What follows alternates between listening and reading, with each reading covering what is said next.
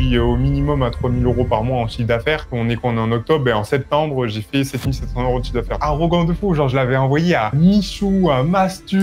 Je me suis dit, ouais, c'est bon. Même si tu perds un client, même si il y a un mois où tu te dis comment tu vas faire, etc.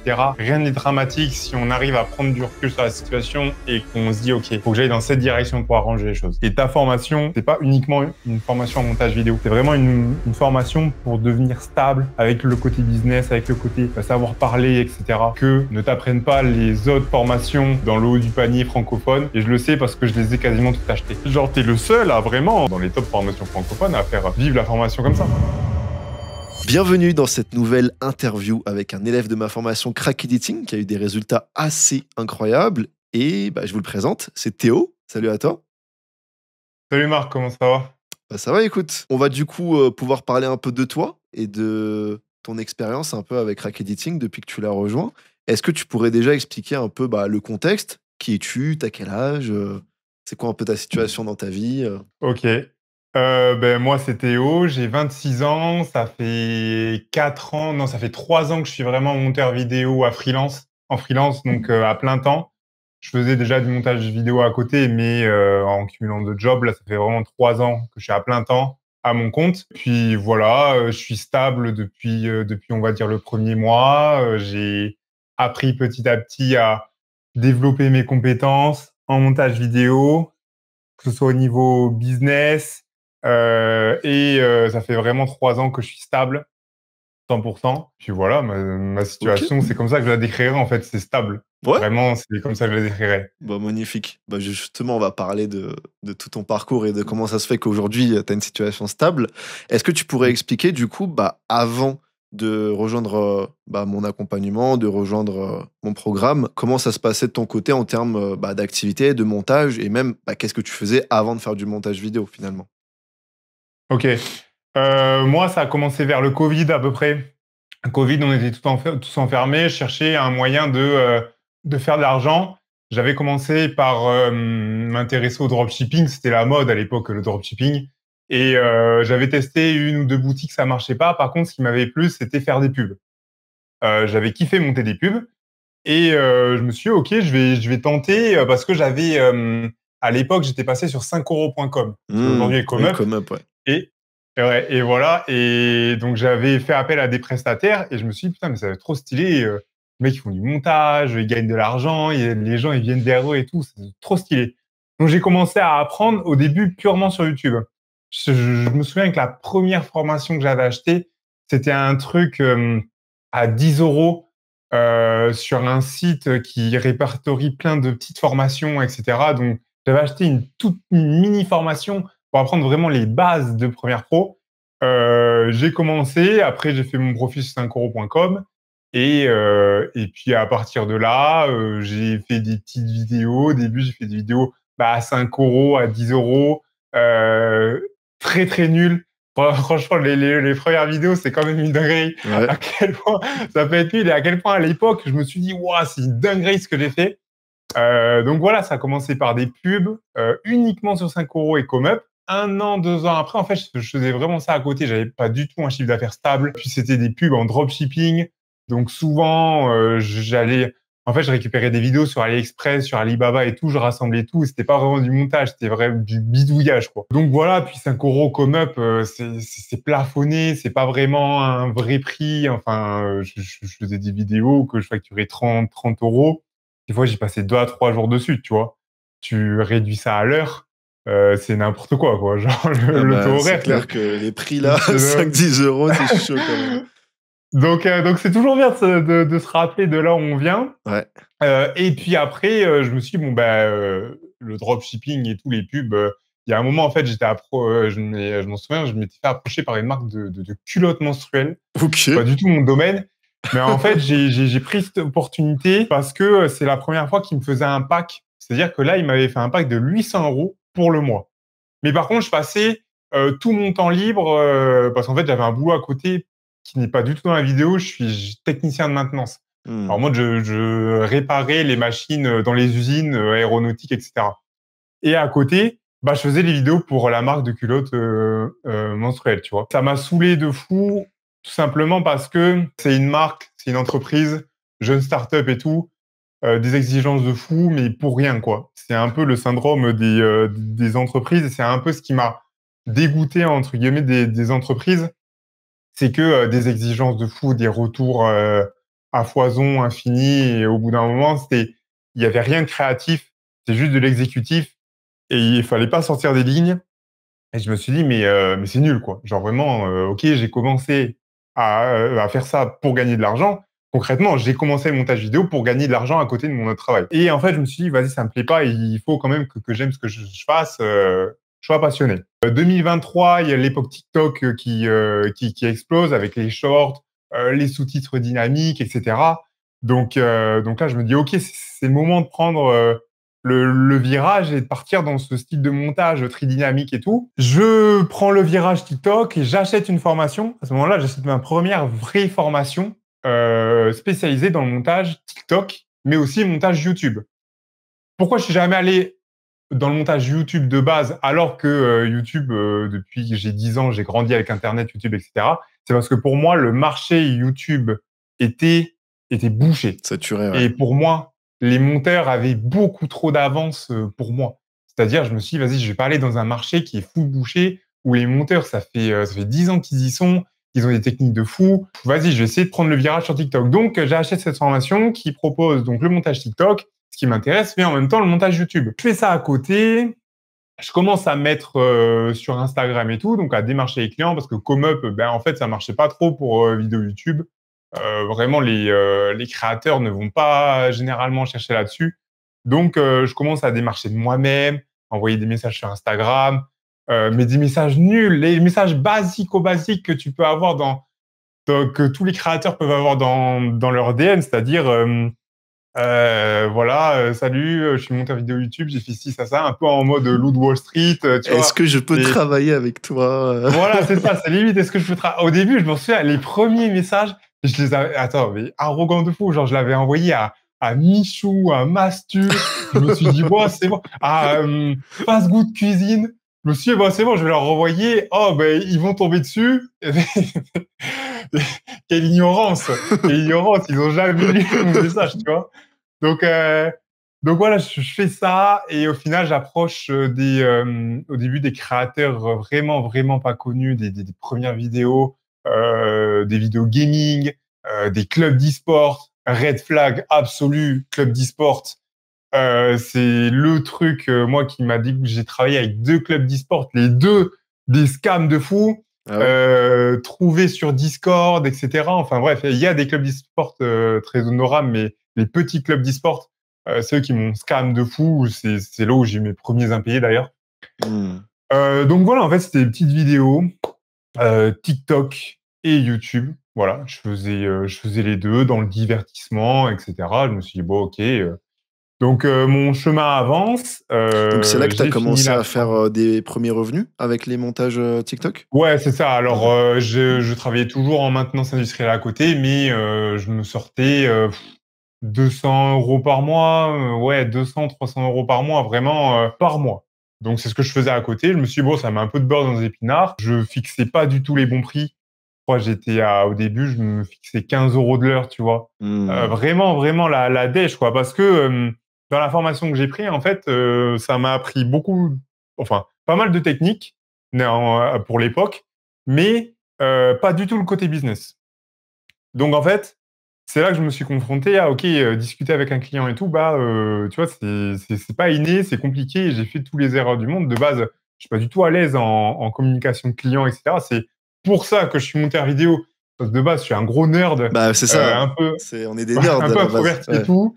Voilà, un peu introverti et tout, qui aime être derrière son PC. Et donc, à la fin de la formation, comment j'ai fait la bascule entre mon boulot et devenir monteur à plein temps.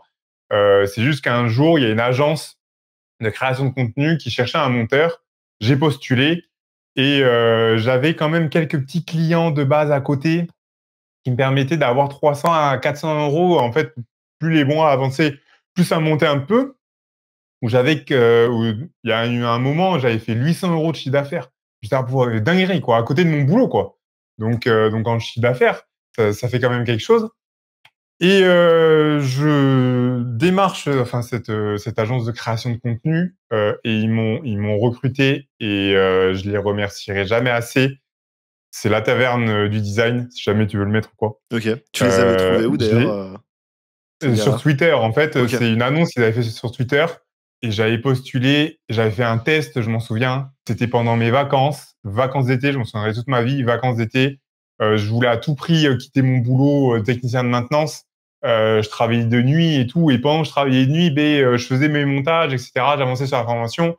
Donc vraiment, je cumulais les deux. J'ai sacrifié tous mes week-ends pour faire du montage vidéo, pour avancer sur mes clients, Et etc. ton sommeil? Et mon sommeil, effectivement, vraiment, le travail de nuit, c'est hardcore de fou. Mais si vous trouvez, enfin, si, j'ai réussi à trouver un métier où des fois c'était calme et avec mon PC portable, je pouvais faire des trucs, tu vois. Donc du coup, l'agence de création de contenu, ça fonctionne, ça marche. Il m'appelle, il me dit c'est bon, on te prend. Faut savoir qu'à ce moment-là, ben, ils m'ont envoyé un contrat de prestataire. Donc en mode, ils prennent une marge et moi, en soi, ils me fixaient 28 € de l'heure. À une époque où j'étais à 15 € de l'heure, tu vois. Donc incroyable. Ouais, ouais, belle Et évolution. ouais, voilà, belle évolution et surtout des clients stables. À cette époque, en plus, ils étaient vraiment à leur prime. Et aujourd'hui encore, ils ont Thibaut InShape en client, tu vois, Hmm, par ok. exemple. Donc voilà, ils sont en place dans le montage YouTube divertissement. Ils m'ont pris direct, j'ai appelé ma boîte, j'ai dit je démissionne et voilà, un mois après, j'étais à temps plein. Et c'est pour ça que dès le premier mois, j'étais stable. C'est que avant de me lancer, en fait, je me suis toujours demandé, ok, c'est quand le moment pour se lancer? Et les monteurs avec qui je parlais, ils me disaient, mais le moment, tu vas le sentir en fait. Tu vas le sentir. Tu vas savoir quand est-ce que c'est le moment de te lancer à plein temps, tu vois. Bah, c'est exactement ce moment-là, tu vois, c'est une sécurité, un contrat de prestation où il m'assurait vraiment des clients stables, quoi. Et après, c'était à moi de charbonner pour avoir tout ça. Donc, j'ai quitté et je me suis lancé à plein temps. Et puis là, direct, en fait, depuis là, j'ai retrouvé mes premiers relevés de compte quand je travaillais. Depuis le début, je faisais au minimum 2 600 € de chiffre d'affaires au début et c'est monté petit à petit. Et depuis, j'ai toujours été stable. C'est-à-dire que moi, dans ma tête, je me suis dit, OK, pour vivre, vraiment pour mes besoins vitaux, être bien et tout, il me faut 2 000 € net. C'est-à-dire qu'avec 2 000 € net, je peux vivre, je peux payer mon loyer, mes courses et tout, pas de souci. Et au-dessus, c'est du bonus, quoi. Et en fait, j'ai eu ça d'entrée dès le début. Et donc voilà, ça a continué comme ça, pendant 1 an et demi. Et pendant 1 an et demi, j'ai fait du montage YouTube divertissement et est venue l'explosion du motion design. Ouais. Il y a 1 an et demi à peu près, on est à la moitié, ouais, il y a 1 an et demi, il y a Iman Gadzhi, en fait, qui a fait l'explosion, du motion design. Et j'ai beaucoup travaillé sur du montage YouTube divertissement. Et au bout d'un moment, ça m'a usé de fou. J'adore regarder du montage YouTube divertissement. J'ai grandi avec ça. Par contre, à monter, c'est très énergivore. Ouais. Et surtout, quand la vidéo est de base une vidéo avec un concept de merde et que J'allais le dire ça. créateur Ouais. et que le créateur compte à 100% sur le monteur pour rendre cette vidéo bien. Ah ouais, non, c'est Et en horrible. fait, j'associe ça à un plat dégueulasse où tu mets à balle de sauce, de sel et tout pour que le goût passe. Mais c'est exactement ça. En fait, je mettais plein de sauces de merde, plein de sauces sur un plat de merde pour que la vidéo soit bien, quoi. Et j'étais là derrière mon écran, je me disais, putain, mais qu'est-ce que je suis en train de monter, quoi. Ouais, c'était vide de sens. Tu regardais, ça avait rien de, ça avait rien de passionnant. Les gens, ils allaient regarder, ils allaient même pas s'en souvenir. Donc, je perdais du sens dans le montage. Donc du coup, je me suis approché avec le réseau, le bouche à oreille, etc. J'ai pu approcher des clients qui avaient un sens dans leurs vidéos. Et ce qui m'a vraiment apporté ma stabilité et mon bonheur en même temps, parce que j'étais très heureux d'être monteur vidéo au début, mais avec les clients qui sont arrivés, j'étais vraiment, vraiment heureux. Tu vois, c'est là où je me suis dit, je suis heureux de faire ça. C'était à l'époque où je travaillais pour Charlie Head, donc Ouais. Mentaliste. Très bon J'ai youtubeur travaillé pour d'ailleurs. Ouais, j'ai travaillé pour Ulysse Lubin, explorateur.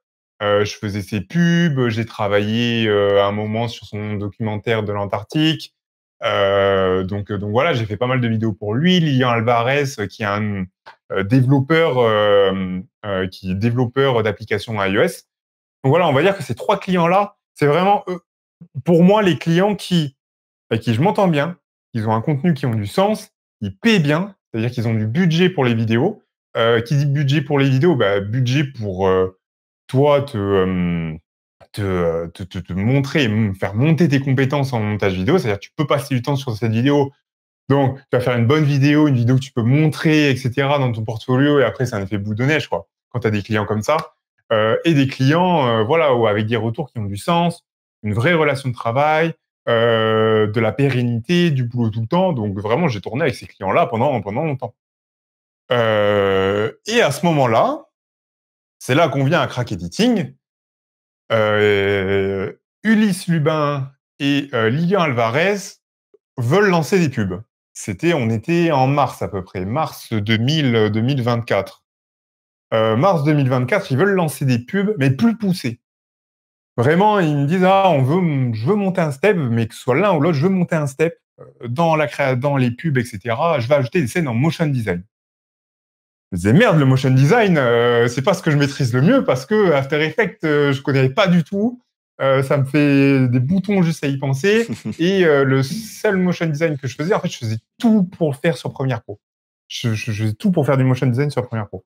Ah non, ça c'est horrible. Et donc, ouais, voilà, T'essaies en de fait, trouver des failles, mais tu perds du temps en faisant ça. c'est ça, en fait, je bidouillais. Souvent, ça faisait crash Premiere Pro parce que je faisais appel à des plugins, etc. Donc voilà. Et donc, je me suis dit, OK, il faut que je trouve une solution, j'ai pas le choix. Et ça faisait un moment que je te suivais, que je suivais ton contenu. Et tu as lancé ta formation et j'étais dans les 10 premiers à rejoindre ta formation, à être en appel avec toi. Parce que tu avais lancé une offre. Je me souviens, dès que tu as lancé, voilà, appel, j'ai pris ta formation. J'ai charbonné la formation comme un ouf parce qu'à côté, j'avais les pubs à monter. Bien sûr. J'ai pris OK, j'ai vite appris After Effects. Et j'ai fait mes premières scènes de motion design. Et en fait, le mois même où j'ai pris la formation, je l'avais déjà rentabilisé parce que j'avais des clients à côté. Donc ça, c'est le scénario idéal. Hein. Le scénario idéal, c'est quand tu as des clients qui ont une demande, tu achètes une formation, tu apprends cette compétence et tes clients te payent pour cette compétence. Ouais. Donc, c'était et parfait, je m'en là. souviens, Le ouais. timing parfait. Ah ouais, timing parfait. Je m'en souviens, Ulysse. Et après, Ulysse, il a fait appel à moi sur une vidéo YouTube de son livre uniquement pour des scènes en motion design. Donc là, j'ai intervenu spécialement en tant que motion designer. Truc de fou, quoi. Ouais, donc tu t'es fait une Genre, petite renommée, donc c'est bon, tu es le motion designer à qui on peut faire appel, quoi. Donc c'est cool. Voilà, c'est ça, exactement. Donc, j'ai montré et après, je me suis entraîné. J'ai commencé à en mettre dans les vidéos de Charlie Head, etc. Et petit à petit, voilà, c'est comme ça que s'est déroulé, on va dire, les grandes lignes de mon parcours dans le montage vidéo jusqu'à Crack Editing, on va dire. Ok, ouais, donc c'est ça le parcours et la petite transition vers Crack. Et du coup, toi, typiquement, Mmh. avant de rejoindre Crack Editing, c'était quoi un peu tes grands blocages, problématiques? Tu parlais tout à l'heure du côté business, c'est quelque chose sur Mmh. lequel tu n'étais pas hyper à l'aise. Est-ce qu'il y a d'autres problématiques auxquelles tu étais confronté ou pas? Ouais, ben alors la plus grande problématique pour moi, ça a été la non-connaissance de After Effects Ouais, déjà de base. C'est-à-dire que je faisais absolument tout sur Premiere Pro. Premiere Pro n'est pas du tout optimisé pour faire des effets de fou. Je me débrouillais. Il y a plein de choses qu'on peut faire sur Premiere Pro, mais des effets bien poussés, etc. C'était souvent du bidouillage, quoi. Souvent des trucs pas très impressionnants. C'était ça mon plus gros blocage, c'est que je sentais que j'avais un plafond au-dessus de moi où je voyais des gens faire des trucs incroyables et je me suis dit, moi je peux pas. Et j'avais en fait ce même problème que j'avais au début quand j'avais appris Premiere Pro. Je me suis dit, putain, After Effects, dès que j'ouvrais ce logiciel, j'étais là, mais wow, c'est n'importe quoi. J'avais essayé de prendre des cours privés et tout, mais la pédagogie n'était pas bonne. Donc j'étais vite perdu en fait. Je comprenais rien. Et en fait, j'avais vite lâché parce que j'avais pas la bonne méthode d'apprentissage. Ça, c'était, on va dire, mon plus gros blocage. Le côté business, en fait, ben, finalement, vu que j'avais ces trois clients-là, qui sont venus grâce au bouche à oreille, etc., et que j'avais toujours la taverne du design à côté, et que j'avais toujours l'agence de contenu à côté, j'avais du travail fixe et j'avais pas vraiment besoin de démarcher des clients. On va dire que je me sentais bien avec cette base de clients et je me déroulais, je vivais ma petite vie vraiment, Tu te à ce reposais un moment-là. peu sur tes lauriers aussi, du coup. Exactement. Là, je me reposais à fond sur mes lauriers, je kiffais ma vie, je gagnais vraiment bien ma vie à ce moment-là. J'étais déjà aux alentours des 4 000 euros de chiffre d'affaires. 4 000 euros de chiffre d'affaires, on est à peu près à 3 200 euros net, entre 3 000 et 3 200 euros net, ça dépend des charges. Sachant qu'à l'époque, l'URSSAF, c'était 22%, et qu'en charge, j'étais à 100 euros par mois en charge. Voilà, j'arrivais à me débourser un salaire de 3 200 euros net. 3 200 euros net, quand tu travailles de chez toi, pour des clients, etc., et bah, tu commences à vraiment bien aimer la vie, quoi. Genre, j'étais là, en fait, j'ai pas fait d'extravagant, juste je faisais des achats dans moi, je fais beaucoup de sport, etc. Donc, c'est beaucoup dans le sport, dans des coachings privés dans le sport, etc. Voilà, c'est plus dans ça. Et j'ai investi dans du matériel, j'ai refait tout mon setup, double écran, etc. J'ai acheté ma caméra, enfin plein de trucs qui m'ont permis d'investir. Donc là, vraiment, je me suis vraiment reposé sur mes lauriers. Et on verra que ça m'a porté tort à l'avenir de faire ça. Donc, blocage business, mais à ce moment-là, je m'en rendais pas compte. Blocage After Effects. Et un blocage qui est survenu, en fait, à la fin, c'est la relation client. Ok. La relation client, en fait, j'ai fait l'erreur de prendre, par exemple, mes clients trop comme des potes. C'est-à-dire que je m'entendais tellement bien avec eux et que, en fait, c'était mes potes et limite, dès qu'ils me demandaient des retours, des trucs en plus et tout, je le faisais gratuitement, machin. Et il y a un moment où ça a bloqué parce que ils me demandaient trop de choses et je sentais que je donnais beaucoup, mais que en retour, tu vois, il y avait pas d'augmentation de prix, il y avait pas de petite prime ou quoi, tu vois, c'est genre c'était. Je me suis dit, ah, ok, je gagne bien ma vie, mais tu vois, il y avait des trucs comme ça où je prenais trop pour mes potes et j'étais très susceptible, je prenais tout à cœur en fait. Le moindre retour sur mon travail, je devenais assez vite susceptible et ça me frustrait et donc du coup, j'en parlais jamais à mes clients. Il y a juste une ou deux fois où des fois il y a eu des grosses discussions. Bon, moi, je comprenais pas et limite, je me laissais emporter par mes émotions et en fait, c'est parce que je prenais trop les retours à cœur. Donc ça a été des blocages qui ont fait que j'ai dû beaucoup me remettre en question à ce moment-là. Mais au-delà de ça, du coup, susceptible vient avec un peu le manque de niveau. Si le créateur, pour moi, si le créateur me fait des retours, ça veut dire que j'ai pas le niveau ou la vision qu'il veut. Et c'est là que je me suis dit, ok, est-ce que c'est le niveau ou est-ce que c'est ma vision artistique? Et c'était plus ma vision artistique. C'était pas mes skills en soi. Les skills leur suffisaient à ce moment-là. Mais c'est plus, bah voilà, c'est pas parce que tu mets 50 effets, des animations de texte partout, etc., que ta vidéo elle est bien. Il y a des fois en fait, j'avais bossé comme un ouf, j'avais fait des animations de fou, etc., sur la vidéo, mais des fois elle transmettait pas le bon message.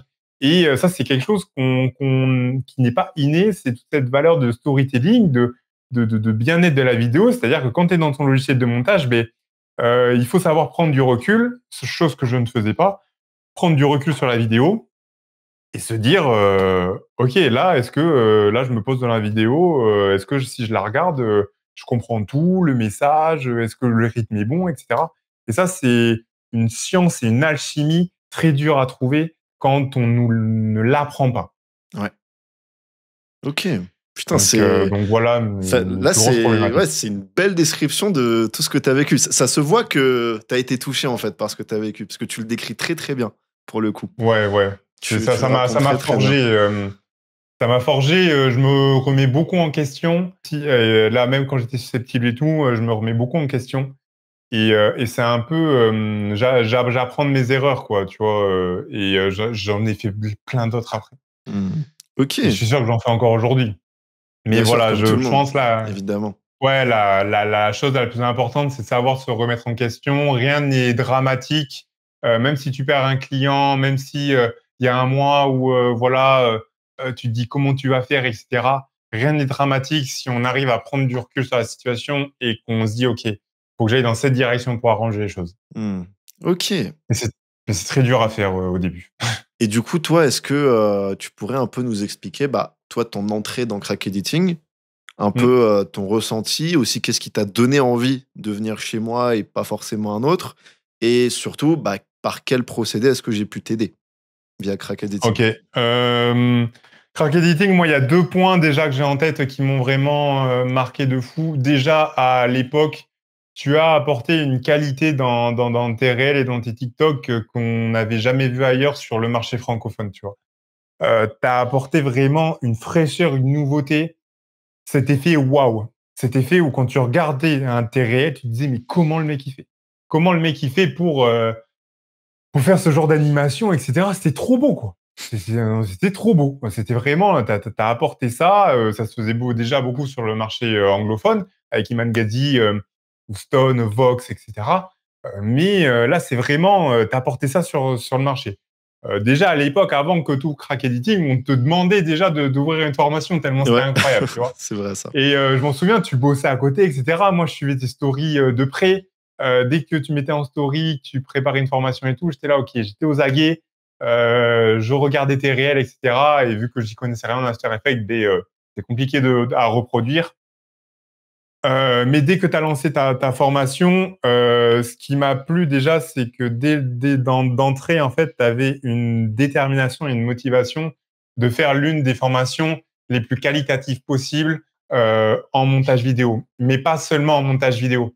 C'est-à-dire que on savait que, déjà, moi, je savais que je voulais prendre ta formation pour ce que tu faisais en réel. C'est-à-dire, moi, je prends une formation, j'ai jamais eu du mal à investir dans une formation. Par contre, il faut que le mec à qui je prends la formation, ce soit un monstre. Et ce soit un monstre où je me dis, OK, c'est ces animations, c'est ce style que je veux faire. C'est ces skills-là, ce qu'il a, je le veux. Et donc, pour ça, je suis prêt à payer. Il n'y a pas de souci, tu vois. J'investis beaucoup dans les formations, etc. pour ça. Mais faut que vraiment le mec, ce soit un tueur à mes yeux. Je suis rentré Crack Editing. Et là, en fait, mais comme je t'ai dit que j'avais déjà pris des cours privés à After Effects, que j'avais pas la bonne méthode d'apprentissage, Ouais. là, la méthode d'apprentissage, elle était pixel perfect.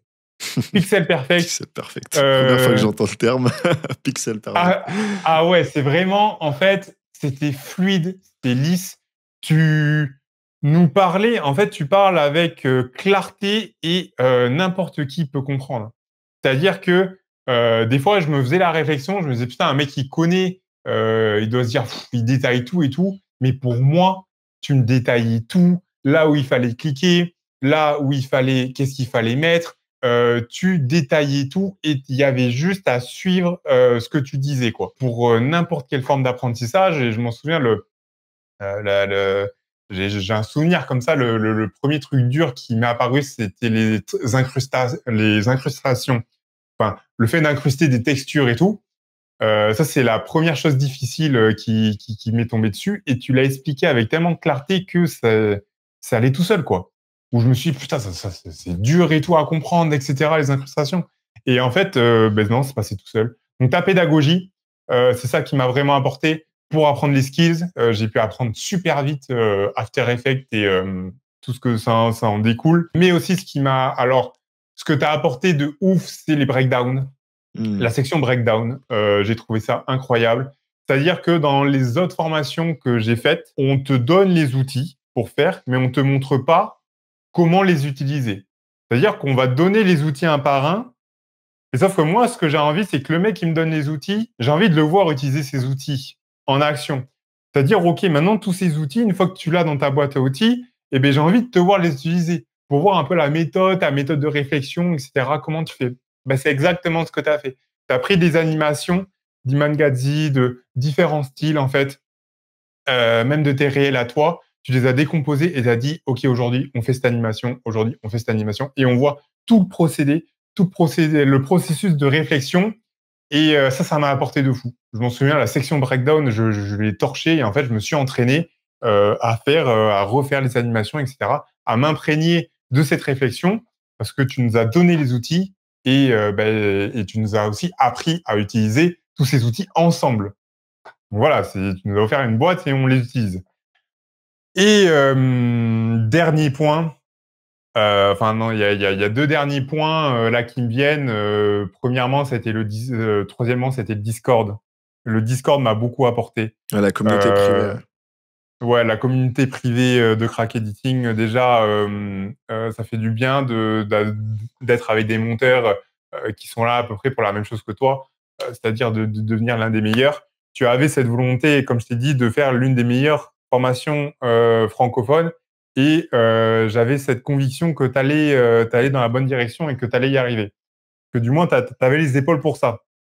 Et ce que tu as mis en place avec les ateliers, on a abordé plein de sujets différents, etc., que ce soit sur la technique After Effects. Au début, c'était beaucoup de ça, beaucoup de la technique After Effects.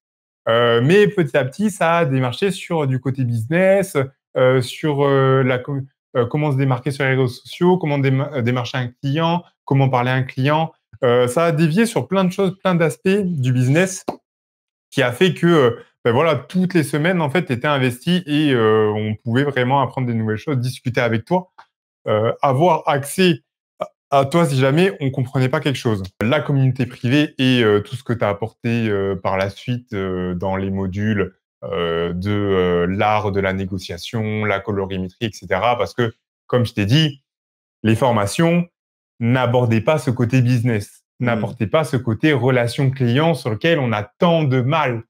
Euh, pour moi, la principale chose à avoir en tant que monteur vidéo, c'est les skills, c'est les compétences. Ça, Ouais. c'est non négociable. C'est Tu es primordial. obligé d'être bon.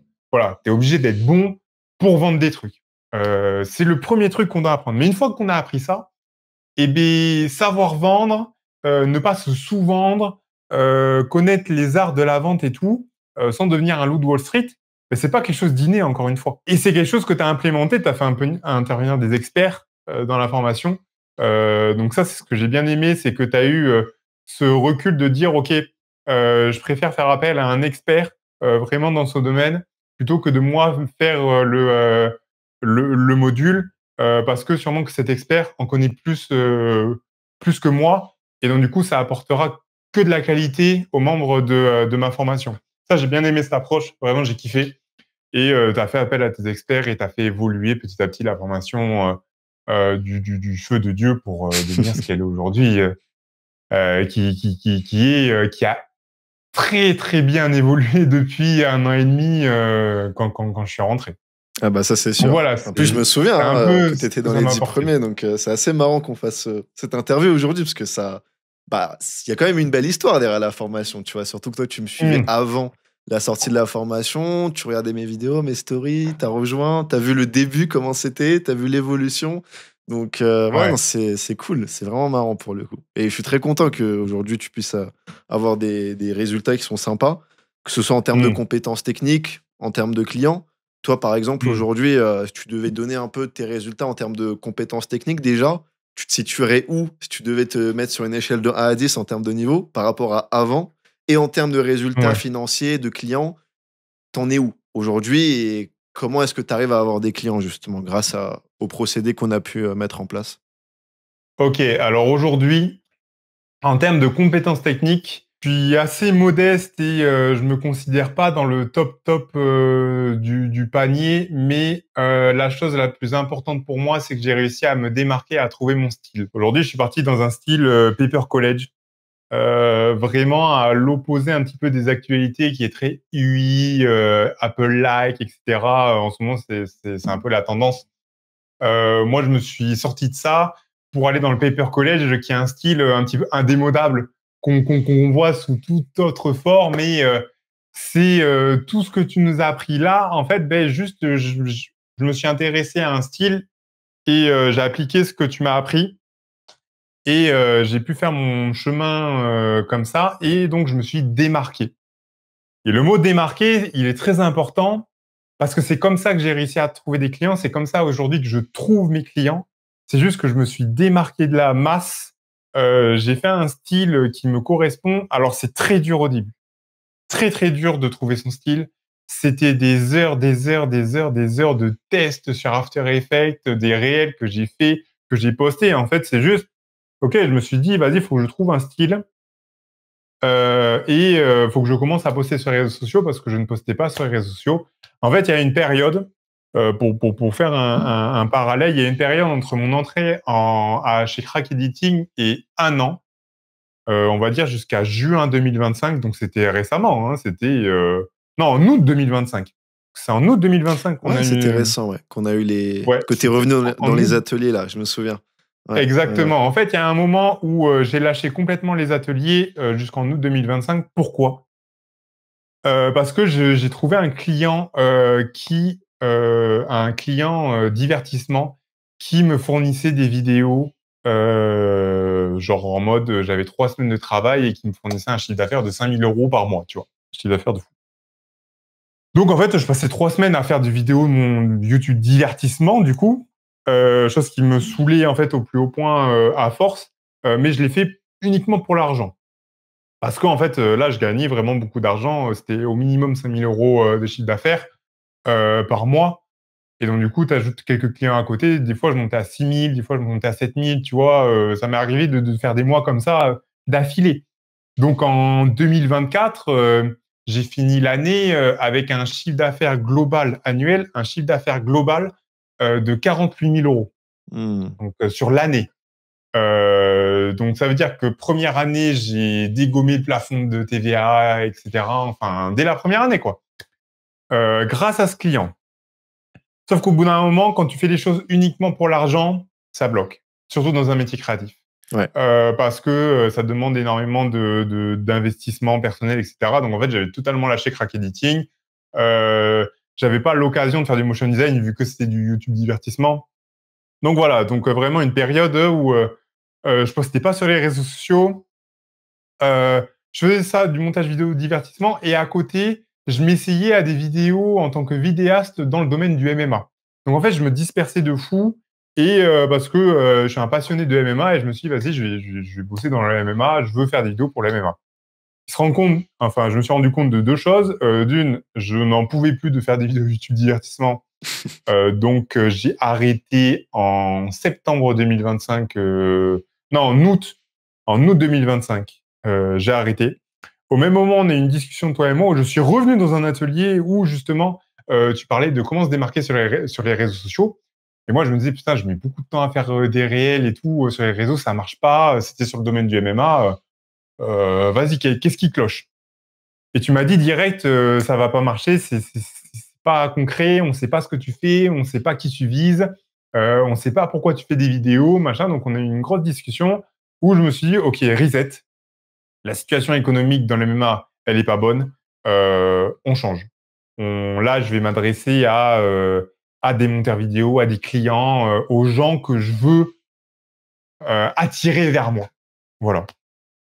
Donc là, c'était un switch total. Je renvoie bouler mon client parce que je n'en pouvais plus. J'allais finir en burn-out si je continuais à faire des vidéos de divertissement où les concepts étaient très nuls, mais les montages très énergivores pour rendre ça bien. Euh, je commence à faire des vidéos réseaux sociaux où là, je trouve mon style Paper College. Je poste ces vidéos et là, ça décolle. Explosion. En août, j'étais à 600 abonnés. Je prends le double d'abonnés en un mois. Ah, j'atteins 1400, non, j'atteins 1200. Et puis là, aujourd'hui, je suis à 1500 et quelques abonnés.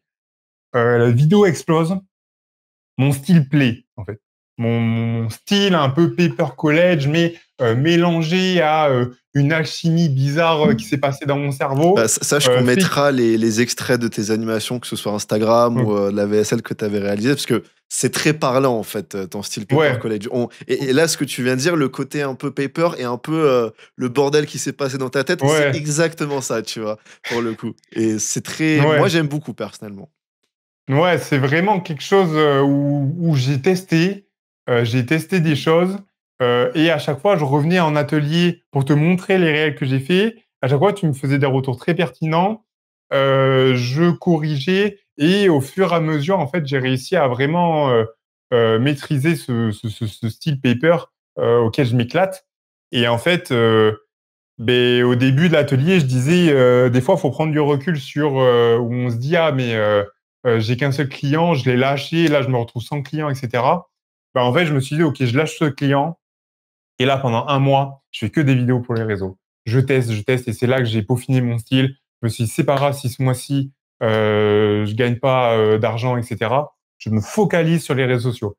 J'ai fait plein de vidéos, et en fait, les vidéos, elles ont décollé, et les clients, ils sont venus par eux-mêmes. Parce qu'il faut savoir une chose, c'est que les clients, déjà, ils tombent sur tes vidéos. Si tu t'adresses à eux, Parce que ce qui est le plus important, c'est de s'adresser aux clients dans tes vidéos et leur montrer pourquoi ils ont besoin de cette vidéo. Donc moi, il y a des vidéastes et tout très connus. Il y a Masto qui est Ouais. tombé sur mes vidéos, qui m'a demandé une pub. J'ai monté une pub pour lui. Il y a les offres des clients qui sont venus dans mes DM en me disant ouais, j'aime trop ton style, etc. À chaque fois, c'est j'aime trop ton style. Ils sont tombés sur mes vidéos par hasard et ils m'ont contacté comme ça. Et en parallèle, dans ton Discord, tu as les offres job. Tout le temps, tu mets des offres où on vient te démarcher et on te demande voilà, si tu as des monteurs de dispo, etc. Tu mets dans l'information. Et moi, à chaque fois, je postulais, vu que du coup, j'avais plus de clients. J'avais du temps pour trouver d'autres clients. Et à chaque fois que j'allais postuler, j'ai eu des très belles offres. Et on m'a dit, mais en fait, je kiffe ton style. Et à chaque fois, c'était. En fait, j'envoyais des exemples. J'ai pas un portfolio, j'ai pas un site internet et tout pour l'instant. Juste à chaque fois, j'envoie les vidéos adéquates à ce que cherche le client. Ouais. C'est-à-dire, je fais juste un dossier frame.io où je mets 3-4 vidéos dedans, pas plus. Et je lui dis, voilà ce que je fais, ce qui pourrait être bien pour toi. Parce que du coup, jusqu'à là, j'ai fait énormément de vidéos. Donc, j'ai à peu près tous les styles de vidéos que j'ai fait. Je leur dis, voilà, je fais un style, je montre un style de pub un peu Iman Gadzhi, un style de pub un peu plus élégant, un style de pub, celle que j'ai faite pour Masto, chaque fois je la montre en Paper College. À chaque fois, on me dit le style Paper, c'est trop bien, quoi. Ouais, ouais, ouais. Voilà, les gens kiffent. Et donc, j'ai eu des très belles offres, dont récemment, j'ai pu facturer une vidéo entière à 2700 €, tu vois. Non, 2600. Je crois que c'était 2004 ou 2005. Bref, c'était dans ces eaux-là, quoi. Parce que une vidéo, j'ai réussi à facturer autant parce que le mec a kiffé mon style. Mmh. A kiffé mon Et style, et a surtout, kiffé le t'as pas motion eu trop de design. difficultés à facturer ce prix-là parce que Ouais, non. finalement, tu avais confiance en tes capacités, tu avais confiance en ce que tu proposais. Et surtout, c'est le Mmh. mec qui t'a dit ouais, j'adore ce que tu fais. Donc, en fait, quand Mmh. c'est toi enfin, quand c'est lui qui se met dans la position du mec, oui, j'adore ce que tu fais, je veux bosser avec toi. Bah, d'un coup, toi, tu te mets automatiquement, naturellement dans la position du mec un peu leader finalement. Oui, tu veux bosser Ouais. avec moi, voilà mes prix, tu vois. Et c'est ça Mmh. aussi que crée la confiance que tu as en toi-même quand tu as les compétences, tu vois. Donc, Mmh. je pense que ça, c'est un grand changement aussi que tu as pu avoir. C'est la transition entre j'ai quelques compétences en montage, ça me permet de vivre et d'avoir des clients, à je suis vraiment, vraiment, vraiment bon et j'ai trop confiance en moi. J'ai pas trop, j'ai confiance en moi. Je suis humble, je sais ce que je propose et je sais que les gens kiffent. Et donc, tu peux facturer ce que tu veux, quoi, finalement. Ouais, exactement. En fait, et c'est ce que m'a permis ce mois de test, de posts sur les réseaux sociaux. Il y a un moment, j'ai charbonné les vidéos sur les réseaux sociaux. J'en fais encore aujourd'hui. Et en fait, c'est beaucoup trop important. En fait, c'est vraiment, faut voir ça comme de l'investissement sur le long terme. Parce qu'une fois que tu as atteint une bonne base d'abonnés, comment les clients ils cherchent le monteur vidéo. Moi, perso, quand je cherche un photographe, quelqu'un de la miniature ou quoi, je vais sur Instagram et je tape Miniamaker, photographe, etc. Et je regarde les premiers résultats. Et tu apparais dans les premiers résultats suivant ton nombre d'abonnés, suivant ton activité, etc. Donc, une fois Ouais. que tu as eu suffisamment d'abonnés, en fait, tu vas tomber dans les recherches et c'est toi qu'on va venir prospecter et des messages de. On est dans mes DM quasi tous les jours, quoi. Alors, beaucoup, c'est des messages où je prends même pas la peine de répondre parce qu'il y a des trucs de fou, quoi. Ou quand les gens ils disent salut, je veux une vidéo, c'est quoi tes tarifs? Ok frère, quelle vidéo tu veux? Comment? Enfin, Ça, c'est un les, mec, c'est les clients en mode wesh, wesh, vas-y, ouais, dis-moi tes c'est prix. direct en fait. Déjà, quand un client vient et te demande direct ton tarif, déjà sans même te demander, Red flag. sans te présenter vraiment la vidéo qu'il veut, etc. Déjà, ouais, gros red flag. Parce qu'il y a on parle souvent des bons monteurs et des mauvais monteurs, mais il y a les bons clients et les mauvais clients. Ouais. Et toutes les bonnes vidéos relations de travail que j'ai eues à chaque fois, c'est des clients qui, avant de me demander mes tarifs, me présentaient tous leurs projets, leur vision, de quoi ils avaient besoin. On faisait un appel, je demandais ce qu'ils voulaient, etc. Et ils me demandaient le tarif à la fin. Et c'est toujours là qu'on demande un tarif. Quelqu'un qui dirait sur le tarif, eh bien, il va vouloir vraiment plus son argent que la qualité de la vidéo. Donc, il faut savoir travailler avec les bons clients. Mais voilà ce que ça m'a apporté. Aujourd'hui, je te dis, voilà, j'ai des contacts, on vient me démarcher, j'ai des clients, j'ai renouvelé totalement ma base de clients. J'ai des clients one shot, j'ai des clients un petit peu plus réguliers. Je fais plus du tout de vidéos YouTube divertissement, je reste dans le motion design Ça, t'en as marre. et Ça, t'as fait une ouais, overdose, là. vraiment overdose. Mais en fait, overdose parce que j'ai eu un créateur qui, comme je te dis, à chaque fois me pondait des vidéos de merde, des concepts de merde. Et si Ouais. déjà, en fait, dès le dérush, pour moi, si dès le dérush, t'es pas capable de regarder la vidéo ou la vidéo n'est pas intéressante dès le dérush, déjà, c'est une mauvaise vidéo. Et en fait, il me demandait de rajouter à balle d'effet, de me demander de mettre des musiques dynamiques pour dire ah ouais, ce moment il est chiant, mais mets une musique dynamique pour faire genre tu vois, un peu mindfuck les gens. Ouais. Bref, overdose de ça, overdose de ce style de montage. Et puis les youtubeurs sont capés. Faut dire ce qu'il y a en termes de budget. Ils sont capés de fou avec les AdSense, etc. C'est très compliqué de vraiment pricer haut avec l'investissement que tu mets. Donc voilà, Surtout là dans je la suis niche plus au niveau. divertissement. En général, c'est soit Ouais, tu bosses avec les meilleurs dans le divertissement, ou alors tu ouais. bosses avec le gamin de 12 ans qui fait du Roblox et qui te paye à la publicité et à la visibilité, tu vois. Ouais, Donc, voilà, c'est ça. Et donc, c'est ça qui est contraignant. Donc là, je bosse avec des gens où leurs vidéos leur apportent directement de l'argent, mais qui vont vendre des produits, etc. Et là, c'est moins compliqué de pricer, de monter les prix parce que bah, déjà, ils aiment mon style. Et ça, je le dis encore une fois, c'est grâce à ce que j'ai pu faire sur les réseaux sociaux, à démarquer mon style. Et en plus, ils vendent des produits, donc ils vont gagner vraiment de l'argent. Donc, tu as un levier qui est puissant. C'est OK, ça va te rapporter tant. On va maximiser la rétention et tout.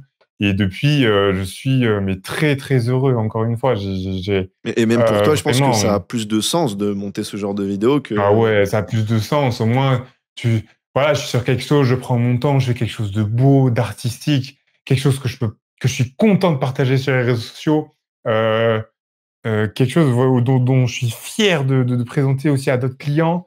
Je me dis: «OK, là, je suis content de ce que j'ai fait» et en termes de résultats, ben voilà, les mois, ça varie, alors stable, je suis au minimum à 3 000 € par mois en chiffre d'affaires. En minimum, je suis à 2 200 € net. Ça, c'est vraiment le minimum. C'est un peu la limite que je me dis: «OK, là, c'est bon, j'ai atteint cette limite, après, c'est du bonus».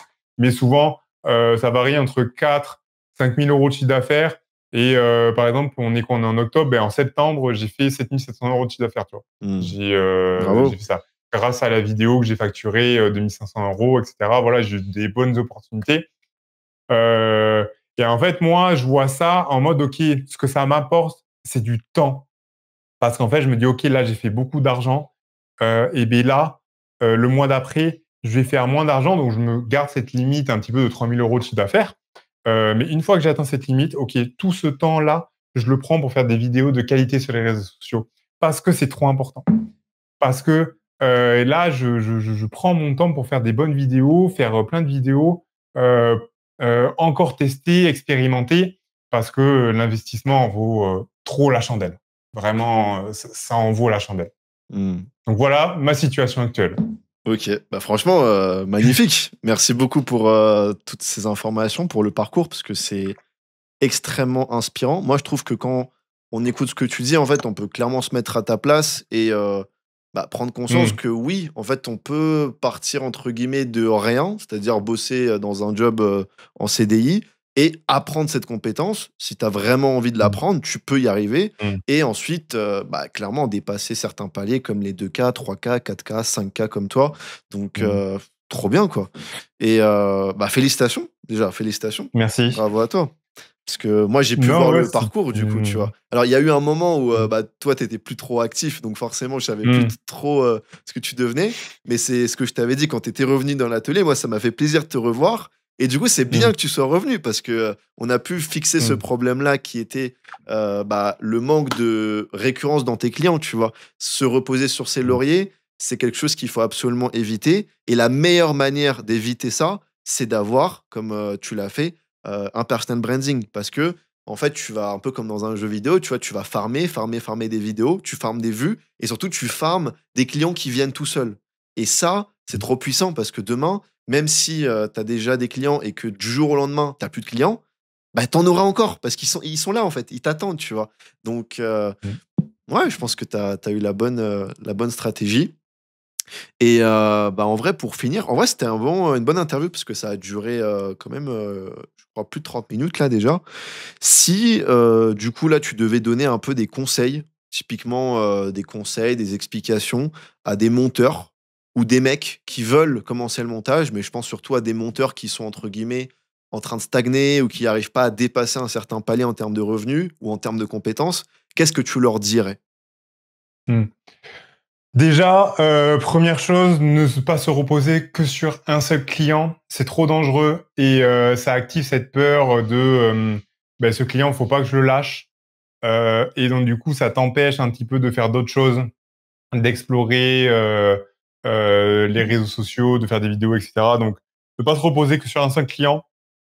Dès que vous avez un seul client, vous êtes en danger pour moi, parce que, voilà, si ça lâche, vous vous retrouvez avec rien, pas de revenus.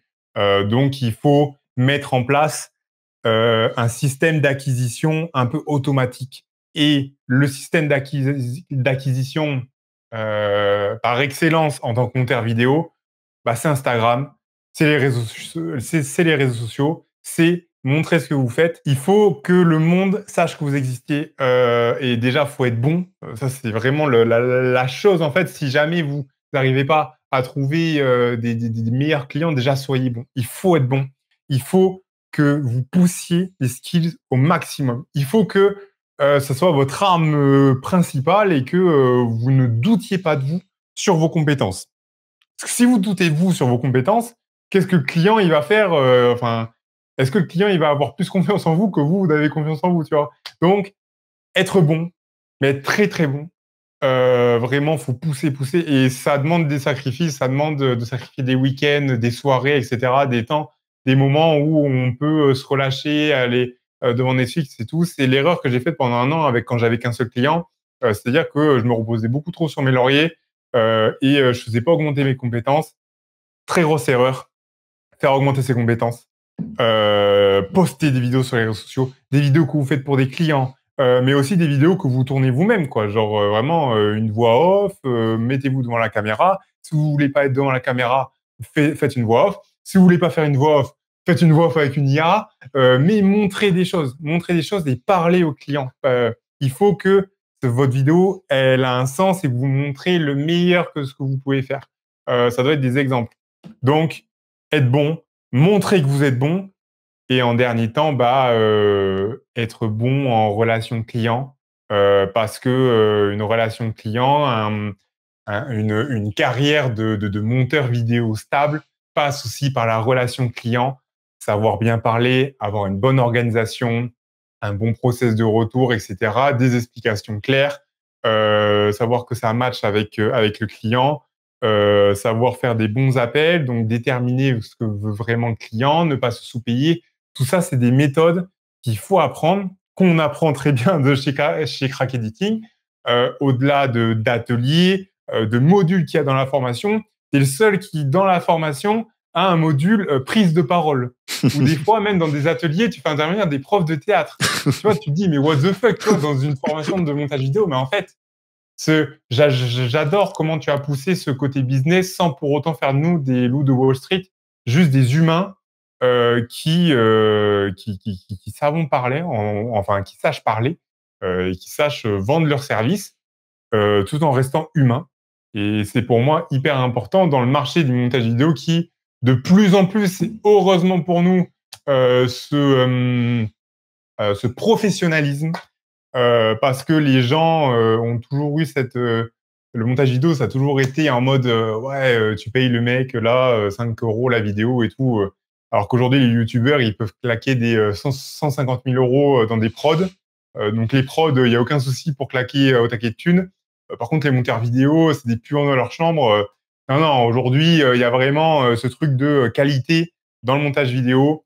Et on arrive à un niveau tellement avancé qu'il faut que vous rejetiez aussi ce professionnalisme et cette qualité. C'est-à-dire que vous êtes très bon, mais si on rejette pas ça dans la parole, qu'on est un peu nonchalant, qu'on n'est pas dynamique, qu'on sait pas trop parler, qu'on sait pas prendre le lead, etc., et bien en fait, ça décrédibilise en fait notre niveau. Ouais. Donc, pour résumer, soyez bon, montrez que vous êtes bon et travaillez la communication, la relation client, c'est vraiment les 3 points qui feront qu'on devient un monteur vidéo stable, monteur vidéo motion designer stable dans le temps, avec des très bons résultats financiers. Mais ça demande du travail, beaucoup de travail. Toi, j'adore comment tu as résumé tous les points là. En vrai, tu pourrais faire des vidéos Ouais. YouTube, toi. Mais tu sais, genre vraiment, ça vient des ateliers. Moi, j'ai eu un électrochoc, c'est l'atelier de simulation d'appel client là, où j'ai été catastrophique et en fait où là, je me suis rendu compte, comme je t'ai dit, je me remets beaucoup en question et je me suis rendu compte à quel point j'étais nul en diction, en savoir parler, etc. Ok, ben j'ai suivi les modules art de négocier, la prise de parole, etc. J'ai pris beaucoup de notes. Mais attends, s'il te plaît, j'ai ma feuille là, genre, attends, j'ai ma feuille, elle est là. J'ai ma feuille, en fait, j'ai plein de notes où je me suis noté plein de questions, etc. Voilà, qu'est-ce qu'il faut dire là, parler de la vie, poser le cadre, poser des questions, les questions, etc. Et donc à chaque fois, vu que j'avais plein de clients qui venaient, eh bien, je me suis entraîné. Et aujourd'hui, j'arrive à bien parler, à bien synthétiser. J'ai regardé beaucoup de vidéos YouTube sur ça. Et là, comment j'ai parlé là, je parlais pas du tout comme ça avant, tu vois. Mais là, De ça se base, sent, hein. Ça se sent énormément. Ouais. L'évolution est Mais c'est en frappante. grande partie grâce à toi, grâce à la simulation d'appel qui m'a fait un électrochoc de fou. J'étais ah putain, mais je suis nul comme ça, genre je perds mes moyens et tout sur des trucs. Et, euh, et donc voilà, ça m'a mis une claque. Mais tu vois, j'étais extrêmement heureux d'avoir eu cette claque parce que tu vois, il y a eu l'atelier là il y a pas longtemps sur l'appel. Et bien quand j'ai vu les 2 premiers qui sont passés, je me suis dit ah ouais, tu vois, c'est typiquement sur ce que j'ai travaillé. Ouais. Et tu Mais vois, hier, tout le j'ai eu monde un passe appel par là. client. Ouais, tu vois, hier, j'ai eu un appel client. En 15 minutes, c'était Bouclé. plié. Ouais. J'ai suivi la trame sans être un robot. Je lui ai parlé de la vie, j'ai posé le cadre. J'ai fait tac, tac, tac. Hop, tu veux un réel, c'est combien? 400 euros. OK. Enfin, il a un budget de 400 euros. J'ai réussi à lui faire cracher le budget max. OK, 400 euros, je peux te faire ça. OK, c'est closé, tu vois. Donc, Bravo. non, ça, la diction, c'est trop important parce que on est des nerds, on est des autistes sociaux. On rentre direct dans l'appel et on dit bon, qu'est-ce que tu veux, je suis monteur vidéo, etc. Tu me dis, Donc, Malgadi, ça coûte 500 € la minute. voilà, c'est ça. Donc, malheureusement, parce qu'en fait, c'est pas des choses qu'on apprend, quoi. Mm. C'est pas des choses innées. C'est des choses qui s'apprennent au fur et à mesure. Alors, il y a des gens, moi, de base, je suis très, très introverti. Je suis un mec vraiment très introverti, très timide. Et, euh, et voilà, en fait, j'ai appris à développer ça parce que, mais c'est dur, en fait, c'est comme toutes les choses. Bien sûr. C'est dur de se remettre en question, de se dire, allez, putain, j'ai du mal à parler. Genre de se dire, putain, mais en fait, j'arrive pas à bien parler, quoi.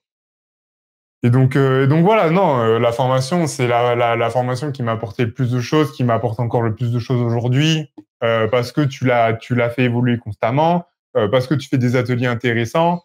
En fait, tu la mets à jour et c'est super, c'est super ouf en fait le fait que tu mettes à jour constamment et que les ateliers, etc., que tu fasses vivre en fait cette formation. C'est-à-dire que tu n'as pas juste fait la formation et tu l'as mis dans un coin, les gens ils payent et basta, tu vois. En plus, tu as ouvert l'accompagnement en one-to-one, tu vois, pour ceux qui rentrent. Ça, c'est génial, tu vois. Tu développes des offres parce qu'il y a beaucoup de formations, c'est ça. En fait, ils font la formation, mais ils la mettent pas du tout à jour, quoi. Ils la mettent et basta, quoi. Mm. Même leur Discord et tout, ils sont pas vivants. Genre, t'es le seul à vraiment dans les top formations francophones à faire vivre la formation comme ça. Donc moi, c'est génial. C'est pour ça que moi, c'est avec plaisir que toi, je te fais des retours, je parle de ça avec toi parce que ça m'a énormément apporté. Au plaisir, hein, franchement, ça fait vraiment plaisir les retours. En fait, même au-delà des retours sur la formation, je trouve vraiment cette interview intéressante, tu vois. Genre, je trouve vraiment ton parcours super cool. Et aussi, comme je te l'ai dit, la différence entre avant et après dans ta manière de parler, elle est flagrante. Et je trouve que dans ta manière là de raconter, c'est trop bien, tu vois. Là, vraiment, j'ai kiffé la discussion. Enfin, c'est trop bien. Et je pense que là, les monteurs vidéo qui vont regarder cette vidéo vont kiffer, tu vois. Donc, trop bien. Et si tu devais juste donner une dernière note pour cette interview, qu'est-ce que tu dirais aux personnes, aux monteurs vidéo qui regardent cette vidéo et qui hésitent à rejoindre Crack Editing?